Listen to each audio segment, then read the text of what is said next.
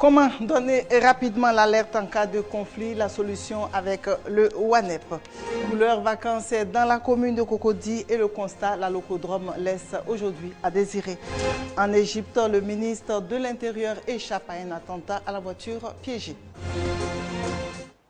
Mesdames et messieurs, bonsoir. Des morts et des blessés sur nos routes, le nombre va croissant. Rien qu'entre 2011 et 2012, on a enregistré une augmentation de 49% d'accidents de la route. Une situation qui inquiète le groupement actif pour la promotion de la sécurité routière. Alors les chauffeurs sensibilisés à travers une formation. Les détails avec Michel Digré. En 2012, l'Office de sécurité routière a enregistré 7334 accidents qui ont occasionné 488 tués. Au banc des accusés, les chauffeurs qui foulent aux pieds les règles de sécurité routière. Ils ne respectent pas généralement le code même de la route et le non-respect même des usagers. 95% des accidents sont imputables à l'homme.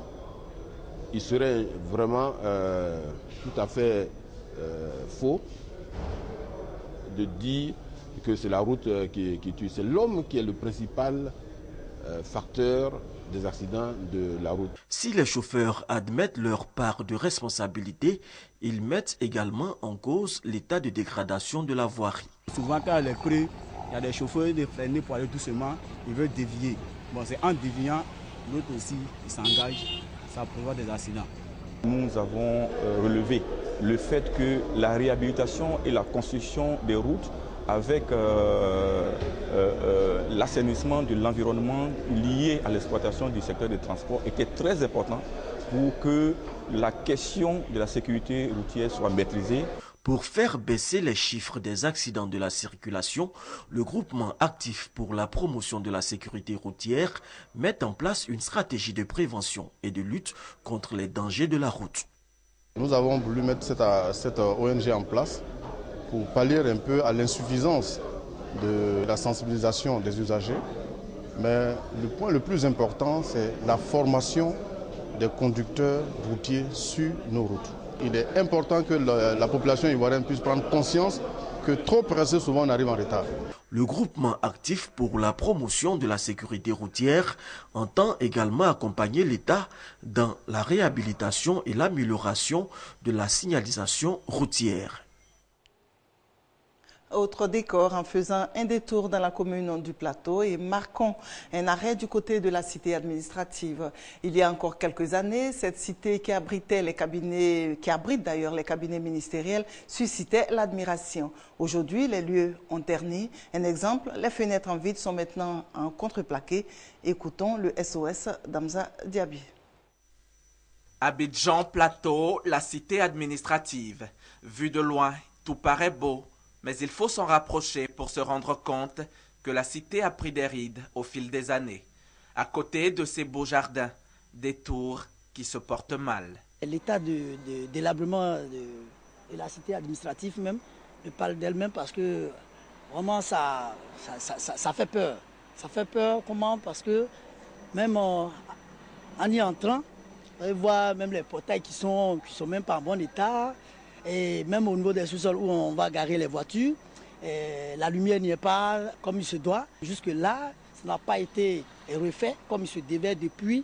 La paix des lagunes doit véritablement rimer avec une perle. Donc aujourd'hui, on voit qu'il y a des immeubles qui sont vraiment abîmés. Si l'État pouvait s'occuper de cela un peu, ça va redorer le blason de notre capitale économique. Cette cité, jadis le fleuron d'une Côte d'Ivoire prospère, n'a plus fière allure. Et pourtant, elle abrite ministères, directions générales et autres structures étatiques. Les lieux de réhabiliter ce bâtiment-là, partant en tout cas des buanderies, en tout cas tout ce qui est tuyauterie, jusqu'à la peinture. Je pense que cette cité aujourd'hui est à refaire. Portails tombés, volets sautés, toilettes repoussantes, niveau de dégradation et d'insalubrité avancé, les larmes de cette cité ne suffisent plus à décrire son mal. Hélas.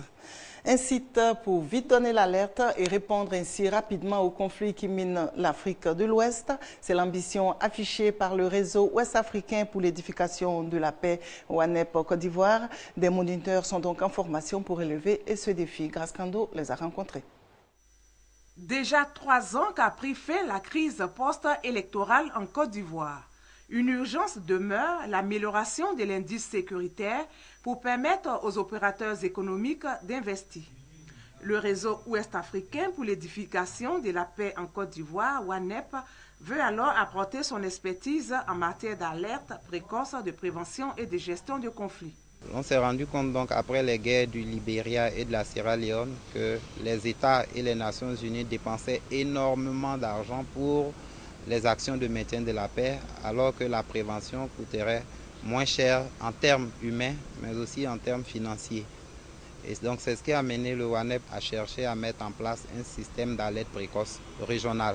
L'alerte précoce, la prévention et la gestion des conflits, puis l'aspect technique de collecte et la soumission des informations sur le site News ont constitué les différents modules de formation de renforcement des capacités des moniteurs chargés de l'exécution sur le terrain de ce système d'alerte précoce. Nous récoltons les informations que nous faisons parvenir sur le site du News et c'est au niveau d'ici que c'est fait le dispatching. Mais le moniteur sur place aussi a un rôle d'anticipation. Le travail consiste à collecter les informations et prévenir d'éventuels conflits. Engagé depuis 2003 à accompagner le processus de sortie de crise en Côte d'Ivoire, OANEP Côte d'Ivoire entend créer un système d'alerte précoce pour prévenir les incidents et l'insécurité en Côte d'Ivoire. Un autre défi à relever, c'est celui de l'élimination des mutilations génitales féminines. La Fondation Djigui ou l'Espérance, en tout cas, se bat pour une réduction du taux à 6%. Les médias et la société civile ciblés donc pour faire entendre leur voix et 2 jours de sensibilisation ont suffi pour les convaincre de l'urgence. Michel Mambo. Les mutilations génitales féminines. Pratique dangereuse et dégradante. En Côte d'Ivoire, les actions se multiplient pour éradiquer le mal. Des sanctions sont même prévues. Toute atteinte à l'intégrité des organes génitaux d'une femme par voie de mutilation totale ou partielle, excision, désensibilisation ou toute autre pratique, si elle s'avère néfaste, est passible d'une peine d'emprisonnement de 1 à 5 ans, de 5 à 20 ans d'emprisonnement, si la victime meurt des suites de son opération. Et pourtant, la pratique continue de faire des victimes. Dans le pays, le taux de prévalence est estimé à environ 36%.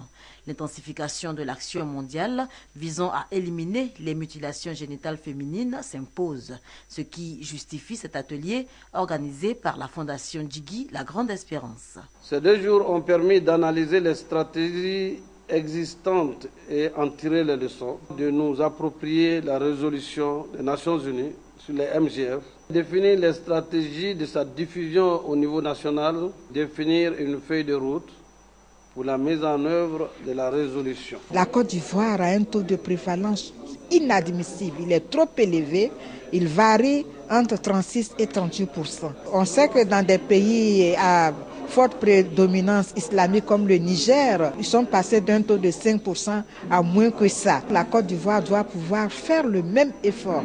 Hommes de médias, ONG de défense des droits de la femme, sociétés civiles et autres organisations internationales participant à cet atelier ont tous réitéré leur engagement dans la lutte pour la tolérance zéro en 2020.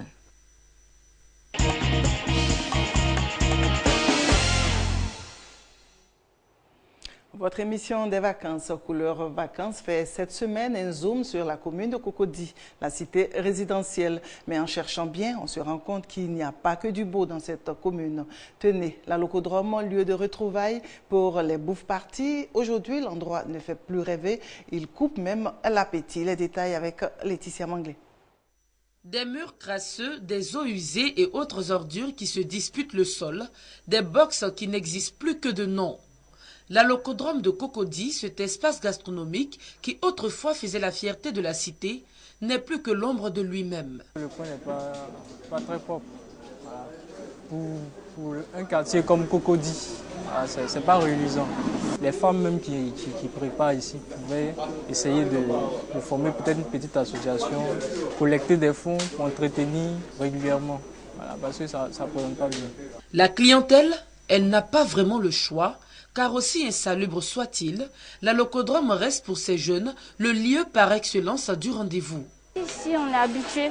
On est habitué ici, on se rencontre. On est plus habitué, quoi. C'est pour ça. On vient s'amuser un peu ici, manger à 16h. Attention toutefois à ne pas trop lever le coude, car les toilettes ne sont pas plus hygiéniques. L'insalubrité à proximité de ces plats appétissants.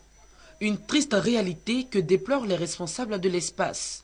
Leurs efforts pour assainir l'endroit sont restés vains. Ils s'en remettent désormais aux autorités municipales. L'alcodrome est sale. On a 1000 fois demandé aux autorités d'entretenir l'alcodrome. On n'a jamais eu gain de cause. C'est la mairie. Souvent ça dit on va venir retaper l'alcodrome de Cocody. On va retaper. Quand on vient, c'est peinture seulement mais. Ce que nous voulons, qu'on nous règle le problème des eaux usées, qu'on nous trouve un endroit où on peut placer notre poubelle.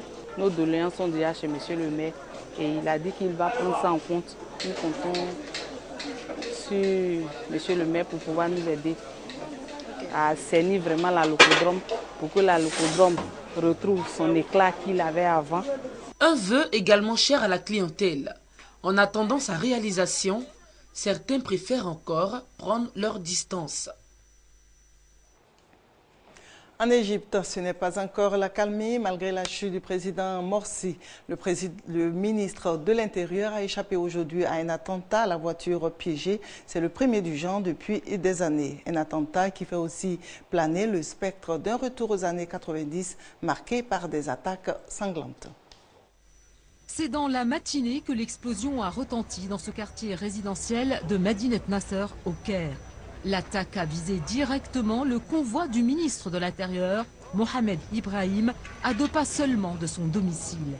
Le secteur a été aussitôt bouclé. Le ministre est indemne. Il s'agit bien d'une lâche tentative d'assassinat. Selon les premiers éléments, c'est une charge explosive importante qui a été déclenchée à distance. Ils ont visé mon convoi lors de son passage ici et les voitures sont fortement endommagées. L'attentat a fait plusieurs blessés, des gardes du corps. Cette escalade intervient moins d'1 mois après la répression sanglante des manifestations pro-Morsi. À la mi-août, des centaines d'islamistes, des partisans de l'ex-chef de l'État, avaient été tués par des policiers et le qui avait donné l'ordre d'ouvrir le feu.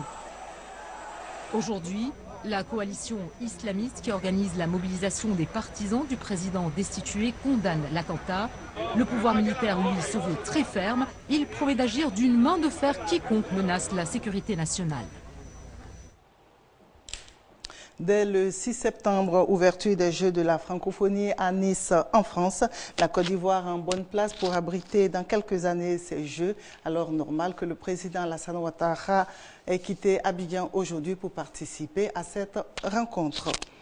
En Zambie, l'ambiance est tout autre, tout est calme, mais les amoureux de sensations fortes ont trouvé l'occasion de mettre un peu de piment dans leur vie en plongeant très haut dans la piscine. De quoi donner des frayeurs. Entre la Zambie et le Zimbabwe, les chutes Victoria. Ce sont les chutes les plus spectaculaires du monde et elles attirent chaque année des millions de touristes. Outre le paysage, elles proposent une attraction particulière pour les amoureux de sensations fortes, la piscine du diable. À 108 mètres au sommet des chutes, ce bassin naturel n'est accessible qu'en saison sèche, de septembre à décembre. Le niveau d'eau et le courant sont alors faibles et permettent la baignade, sensation garantie. C'est tellement fantastique, tellement effrayant et terrifiant. Vous êtes au bord du vide, ça éclabousse partout. C'est une expérience fantastique et terrifiante. Votre corps a de petits frissons nerveux et il y a même de petits poissons qui mordillent vos chevilles. C'est inquiétant. Avec la piscine du diable, vous faites trempette avec la mort car rien ne vous sépare vraiment du bord des chutes. D'ailleurs, la prudence s'impose car il y a parfois des accidents mortels. En 2009, un guide est mort en tentant de sauver un touriste qui s'était endormi et qui était sur le point de tomber. Le groupe des 20 est réuni en Russie, à Saint-Pétersbourg. De nombreux dossiers des continents à l'ordre du jour, mais le plus pesant au cœur de ce sommet, c'est bien entendu le dossier syrien. L'aéroport de Saint-Pétersbourg est depuis hier la scène d'un ballet d'avions transportant les dirigeants des 20 pays les plus influents de la planète pour un sommet dominé par le conflit syrien. Parmi les chefs d'État et de gouvernement, le Français François Hollande et l'Américain Barack Obama ont la lourde tâche de convaincre les autres de se rallier à une coalition pour une frappe punitive et préventive contre l'usage d'armes chimiques par Bachar el-Assad contre sa population. Face à la volonté affichée de Vladimir Poutine de maintenir son soutien à Damas, Barack Obama avait depuis son escale suédoise formulé un espoir pour éviter le recours à la force. J'ai toujours de l'espoir et je continuerai à l'impliquer parce que je pense qu'une action internationale serait beaucoup plus efficace et nous pourrions en définitive stopper le nombre de morts plus rapidement si la Russie adoptait une approche différente des problèmes. De son côté, le président russe, qui bénéficie de l'appui chinois à ce sommet, va s'efforcer d'élargir ses soutiens, notamment auprès des pays émergents ou hésitants. Alternant déclarations de fermeté et gestes d'apaisement, tels la suspension de livraison de missiles solaires à Damas, le chef du Kremlin estimait hier encore que toute frappe hors cadre de l'ONU serait une agression. Dans cette atmosphère de guerre froide en plein réchauffement, l'Iran et la Syrie, forts du parrainage de Moscou, accentuent leur pression de l'extérieur. Téhéran estime que les armes chimiques sont un prétexte pour attaquer et Damas affirme maintenir son cap, même au prix d'une guerre mondiale.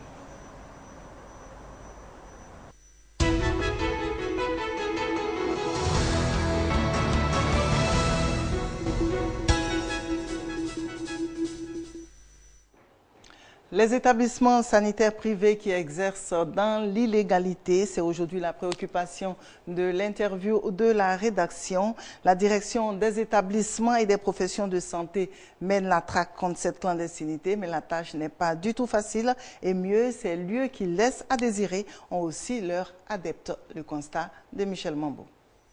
Des murs délabrés, un plateau technique qui laisse à désirer et un personnel très peu qualifié. Nous sommes dans une de ces nombreuses cliniques clandestines que compte le district d'Abidjan. De véritables mouroirs qui pourtant sont très fréquentés par nombre d'Ivoiriens. Entre autres raisons évoquées, le manque de moyens financiers. Si on voit beaucoup de femmes qui vont vers les petites cliniques, c'est parce qu'elles n'ont pas de moyens. Puisque les cliniques de nos jours sont chères. Donc elles préfèrent aller là-bas pour mieux se prendre. C'est les grandes cliniques qui sont chères, sinon ils vont partir les petites cliniques. Si les grandes cliniques sont chères, bon. Et maintenant, parce que les taxes sont chères, si petites cliniques là, ça fait moins. Les gens vont partir là-bas, chacun sert ses moyens. Mais le gouvernement reste de marbre. Décidé à assainir le secteur des établissements sanitaires, une unité de contrôle et de surveillance a été mise sur pied aux grandes dames de ces populations. M'attendez, la femme a accouché, ça va courir, on prend l'argent, après on dit, faut partir ici, la femme a mouru sur la route, on ne veut pas, on veut ici. On ne veut pas m'attendre, si l'enfant vient, on dit toi mais il faut pousser, si ça vient, il faut m'appeler, ok ici là, ils vont t'aider, ils vont s'arrêter. Maman, il faut faire doucement, il faut faire comme ça, il faut faire comme ça. À la maternité, il n'y a pas ça là-bas. Le gouvernement doit prendre d'autres mesures peut-être pour arranger plus ces cliniques-là, permettre à ces propriétaires de cliniques de vraiment arranger le coin et puis bon, s'occuper mieux des patients moins nantis. Sinon, nous tous, on ne peut pas aller dans les CHU, dans les grandes cliniques. Donc vraiment, c'est pas bien de tout fermer en tout cas. Mariage de raison donc entre ces patients aux maigres moyens et ces cliniques boutiques. Une union qui, bien souvent, se termine mal. Hélas, qui mène la traque contre les établissements sanitaires privés clandestins, un homme. Il est le directeur des établissements et des professions de santé. Eh bien, avec Dr Benjamin Nambala Touré, nous allons comprendre pourquoi cette chasse aux formations sanitaires privées qui exercent dans l'illégalité, quels sont les résultats obtenus. Notre invité est donc là, alors posons-lui ces questions. Bonsoir, Dr Touré. Bonsoir, madame. Alors, pour commencer, présentez-nous un peu votre direction qui donne des sueurs froides à des cliniques au privé. Très bien. Merci de nous permettre de nous exprimer sur ce plateau. Je suis le directeur des établissements et des professions sanitaires. Notre direction est chargée de suivre et de contrôler les établissements sanitaires publics et privés. Et donc c'est dans ce cadre-là, pour nous aider, qu'une unité spéciale a été mise en place pour aider à lutter contre l'exercice illégal et les établissements clandestins. Quelles sont les personnes qui composent cette unité? Ce sont des médecins? Ce sont oui. Alors, non. L'équipe est composite. Hein. Il y a des policiers, des personnels techniques de santé qui composent cette unité. Et on a aussi parfois l'appui d'un personnel extérieur qui nous donne beaucoup d'informations quant aux structures qui sont dans des zones bien cachées. Bon, on l'a vu déjà dans le reportage que vous traquez un peu les établissements sanitaires privés qui exercent dans l'illégalité. Alors dites-nous, qui a le droit d'ouvrir un établissement sanitaire privé? Alors, peut-être qu'il faut me permettre de faire quand même placer le contexte dans lequel ces établissements pullulent. Vous savez, l'État de la Côte d'Ivoire n'a pas investi pendant de nombreuses années dans les établissements de santé. Et donc, ce qui a fait que ces établissements-là ont perdu un peu de la qualité de leurs prestations. Et à ça, c'est ajouté la guerre. Hein, la guerre qui s'est suivie d'un pillage de nos structures de santé au détriment des structures publiques. Et aussi, il faut noter qu'il y a eu l'impunité pendant de nombreuses années. Ensuite, il y a la question des écoles qui forment des personnels de santé avec un bas niveau, qui ont un bas niveau, et avec des enseignants qui parfois sont très peu qualifiés. Il y a aussi ceux qui sont propriétaires d'agréments qui les dupliquent et qui les louent, si vous voulez. Et au finish, on se rend compte qu'ils vous font de la concurrence, n'est-ce pas? Ils font de la concurrence aux établissements publics. Ça dérange aussi, ça? Non, ça ne dérange pas tout à fait. C'est vrai que c'est une concurrence qu'ils nous font, mais ce qu'il faut comprendre, c'est que nous nous intéressons à eux, pas parce qu'ils font la concurrence, mais parce qu'ils posent des véritables problèmes de sécurité sanitaire aux patients qui les fréquentent. Par exemple? Oui, vous savez, par exemple, dans ces structures, quand vous allez, vous pouvez payer une somme, et la somme que vous payez constitue le traitement que vous devez faire, même s'il n'est pas complet. Je donne un exemple, le paludisme, c'est une affection qui se traite en général sur 3 jours. Si vous allez dans la clinique et vous avez 500 francs ou 1000 francs, on vous fait un traitement de 1000 francs. Vous partez à la maison, vous vous sentez mieux, 2 ou 3 jours après, vous avez un peu d'argent, vous venez. C'est un traitement discontinu. Non, ça, ce n'est pas le vrai traitement. Ce n'est pas normal parce que c'est dans ces situations qu'on a les cas par exemple, de résistance qui naissent aux antibiotiques, aux antipaludiens, etc. Et puis, c'est des endroits qui sont assez lugubres, enfin, qui ne sont pas propres. Il y a les risques d'infection, le tétanos, etc., le VIH.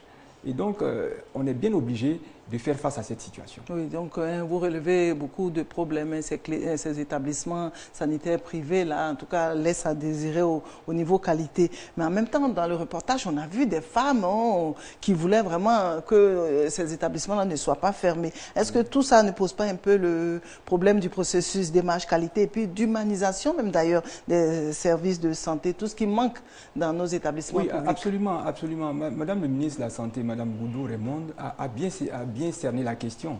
Et donc, elle s'est lancée justement dans la moralisation, dans des actions de moralisation de nos établissements de santé publics.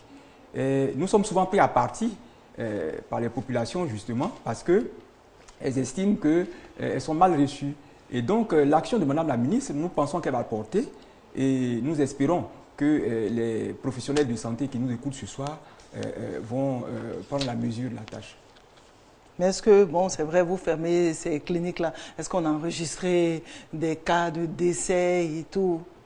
Ah oui, beaucoup de cas nous sont signalés. Vous savez, depuis les passages précédents, nous avions communiqué un numéro vert, une ligne verte. On a souvent été appelés pour nous signaler des situations.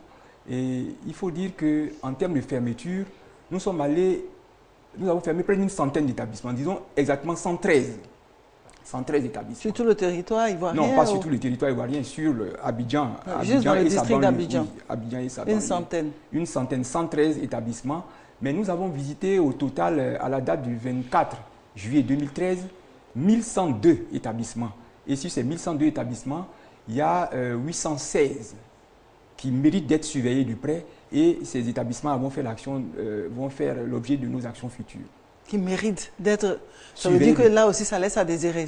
Oui, il faut qu'on aille voir, parce que les établissements que nous suivons de près, c'est des établissements parfois auxquels on est obligé de donner un certain nombre de conseils pour redresser la barre. Et puis il y en a qui sont obligés d'être fermés. Vous écoutez, ça veut dire qu'on doit fermer tous ces établissements pas forcément, en tout cas, mais pour l'essentiel quand même, parce que c'est des établissements qui sont tenus par des non-professionnels. Regardez, ici, les 1102 établissements, il y a 848 qui sont des infirmeries. Et ces 848 qui sont des infirmiers sont tenus essentiellement par des professionnels non qualifiés. Et comme je l'ai dit, ça c'est... Et ils jouent le rôle du médecin, ils jouent le rôle du médecin, le stéthoscope au cou, etc. Et ça, la population doit comprendre quel court des risques. Donc vous aussi, au niveau public, vous devez faire des efforts pour que cette population-là soit bien sensibilisée. Bon, on remarque dans la chasse que vous menez à ces cliniques, je dirais boutiques, vous faites beaucoup plus de fermetures. Est-ce que ça suffit? Quand vous fermez un établissement sanitaire privé, on n'ouvre plus? Non, alors, non. Vous savez, d'abord, il faut pas, on n'est pas des vats en guerre. Lorsque Mme Goudou a pris fonction, elle nous a donné des instructions claires. Et donc, nous avons procédé de façon graduelle. Nous avons donc commencé par une sensibilisation. Et après la sensibilisation... Mais les habitudes dans la peau dure aussi. Voilà. Alors, après la sensibilisation, nous avons fait la première phase de répression qui consistait à faire une saisie de matériel pour contraindre les individus à fermer boutique. Et malheureusement, ces derniers temps, il y a des réouvertures qui se font sans notre autorisation. Et donc, nous comptons passer donc très prochainement, je veux dire, dès le mois de septembre, là, à la phase judiciaire, parce que tous les récidivistes qui vont être pris seront présentés au juge. Donc j'imagine que ces responsables, il y a plein qui nous écoutent, donc ils vont fermer juste à votre passage et puis après votre passage, on ouvre. Est-ce que tout ça aussi ne dit pas que vous ne disposez pas d'assez de moyens, même au niveau même de votre police, pour pouvoir surveiller et contrôler tous ces établissements? Non, au niveau de l'unité, c'est vrai qu'il faut le dire, nous avons eu des moyens, mais c'est très récent. Les véhicules dont nous disposons, nous les avons depuis seulement 6 mois. Et donc, cette action, nous la menons, c'est une action de fourmi. C'est un travail de fourmi que nous menons progressivement. On ne peut pas faire ça à pied, ça c'est pas évident. Ah non, si, c'est combiné. Avec le véhicule, on dépose les agents, mais je vous assure qu'il y a des établissements cachés dans des cours, sans pancarte. Si nos indiques, personne ne vous dit qu'il y a des établissements dans ces endroits, vous ne le saurez jamais. Et donc nous travaillons beaucoup avec du personnel extérieur qui nous donne beaucoup d'informations pour mener cette traque. Donc dans une cour commune, il y a un petit centre. Ah oui, ça c'est fréquent. C'est fréquent. Et très souvent, c'est soit des étrangers, soit des personnes qui n'ont aucun diplôme, des Ivoiriens sans diplôme, etc. La tâche ne va pas être facile, parce qu'il n'y a pas que ces responsables qui ouvrent des établissements sanitaires clandestins, mais il y a aussi même la population. Oui, il y a la population. Vous n'allez pas beaucoup vers la population pour vraiment lui expliquer. Si, quand même. Et donc, l'occasion est belle sur le plateau pour lancer un appel à la population et pour dire que l'État fait des efforts pour réhabiliter la plupart de nos établissements publics qui ont connu des problèmes pendant la période de guerre. Grâce au programme présidentiel d'urgence, ces structures vont être réhabilitées. Et avec l'action que mène Madame la ministre dans nos établissements de santé publics, des actions de moralisation, on pense que avec tout ce qu'il y a eu comme entretien avec l'ensemble du personnel, Madame a pris son bâton de pèlerin, elle a traversé pratiquement toute la Côte d'Ivoire, elle a allé dans différents établissements, elle a parlé aux gens. On pense qu'il va y avoir une amélioration. Et si d'aventure les choses ne s'amélioreraient pas, vous comprenez, on est toujours obligé de sanctionner quand ça ne va pas. Oui, parce que c'est vrai qu'il y a la fermeture, oui, absolument. Après il y a l'ouverture et après encore on ferme. Après ça, il y a quelle autre répression? On ira jusqu'où? Jusqu'à la justice, j'ai dit que tous ceux qui vont fauter, notamment concernant les établissements privés, tous ceux qui ont été fermés, qui ont réouvert, qu'on considère comme des récidivistes, seront présentés devant le juge pour répondre à leurs actes.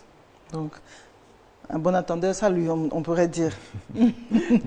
Donc, vous travaillez beaucoup plus dans le district d'Abidjan. Alors, à quand une incursion à l'intérieur du pays? Très bientôt. Parce qu'à l'intérieur du pays, je crois que c'est encore grave, il y a certaines agglomérations que nous connaissons, réputés pour ce type de structure, juste le temps d'échanger avec nos structures déconcentrées, hein, les directeurs départementaux et régionaux.